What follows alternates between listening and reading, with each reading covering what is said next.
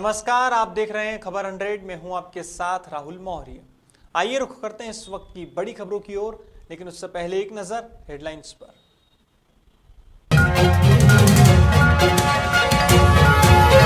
Series आश्रम 3 को लेकर बड़ा विवाद, बजरंग दल के कार्यकर्ताओं ने शूटिंग के दौरान की तोड़फोड़, डायरेक्टर प्रकाश झा पर फेंकी स्याही।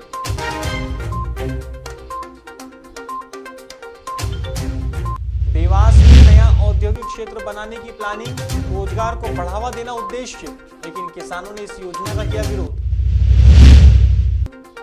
मध्य प्रदेश के गृह मंत्री नरोत्तम मिश्रा का विपक्ष पर निशाना, लोकतंत्र के पर्व में बीजेपी का खिलेगा कमल, ट्विटर तक ही सीमित रह गया हाथ का पंजा।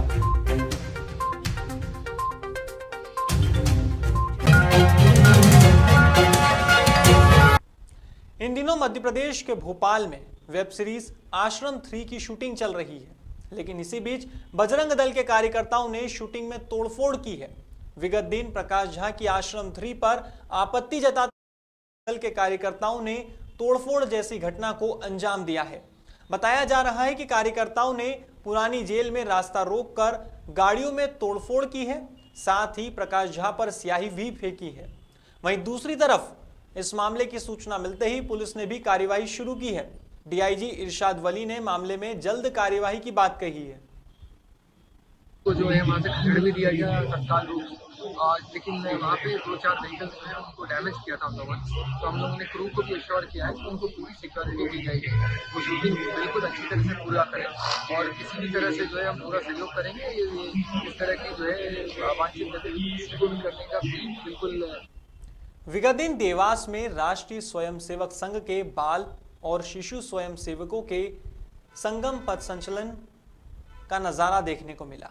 एक संचलन जवेरी मंदिर प्रांगण से शुरू हुआ, तो वहीं दूसरा संचलन उत्कृष्ट विद्यालय के पास के मैदान से शुरू हुआ। दोनों संचलन अपने निर्धारित मार्गों पर चलते हुए एक ही समय पर सयाजी द्वार पर पहुंचे।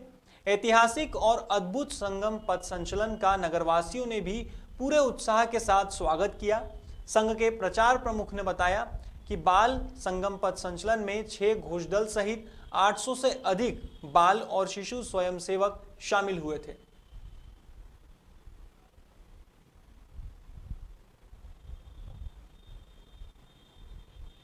रविवार को देवास में अमलतास हॉस्पिटल ने मीडिया के लिए सम्मान समारोह आयोजित किया।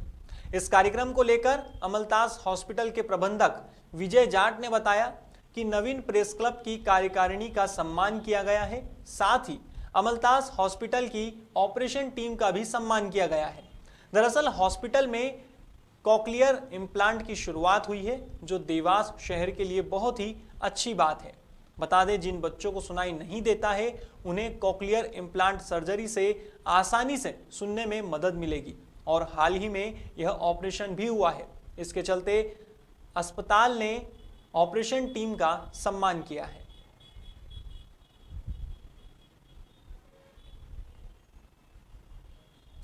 देवास में रोजगार को बढ़ावा देने के लिए नया औद्योगिक क्षेत्र बनाया जा रहा है। दरअसल लैंड पूलिंग योजना के तहत जिला प्रशासन नया औद्योगिक क्षेत्र बना रहा है। इसके लिए प्रशासन 500 से अधिक किसानों की भूमि का उपयोग करने वाला है। ऐसे में किसान और प्रदेश कांग्रेस महामंत्री प्रदीप चौधरी ने इस योजना का विरोध किया है और जमीन देने से इनकार कर दिया है। हाल ही में प्रदीप चौधरी ने प्रेस कॉन्फ्रेंस के माध्यम से बताया कि किसानों की करोड़ों रुपए की जमीन को प्रशासन लैंड पूलिंग योजना के तहत कोड़ियों के दाम पर खरीदकर उन्हें बेरोजगार करना चाहता है। चौधरी की माने तो किसानों की जमीनों पर उद्योग और सड़कें बनाने की इस योजना का किसानों ने पहले भी विरोध किया था, लेकिन फिर भी सरकार और स्थानीय जनप्रतिनिधियों का तानाशाही रवैया जारी है। लैंड पूलिंग एक सोचा समझा स्कैम है। बताया जा रहा है कि इस योजना के विरोध में आंदोलन का आगाज भी हो चुका है।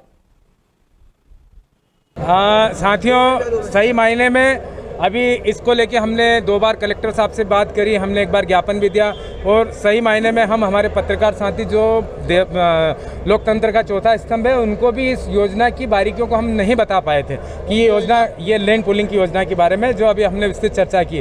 हम इधर से सवाल करते थे उधर से जिम्मेदार कहते थे कि हम कहाँ ले रहे, जो देना चाहे वो दे। लेकिन इसकी जो बीच में जो गड़बड़ थी वो बात में हम आप लोगों के बीच में रखने के लिए आज प्रेस वार्ता हमने आयोजन की।